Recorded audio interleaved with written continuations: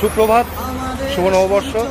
আজ পয়লা বৈশাখ, আজ সকাল মোহনবাগান ক্লাবে বার পুজো, তো আমি সেখানেই যাচ্ছি।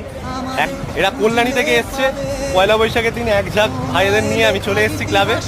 তো আমাদের সূর্য মেরুন, নারীর যোগ সবুজ ঘাসে, আমাদের খুঁজলে পাবে সোনায় লেখা ইতিহাসে।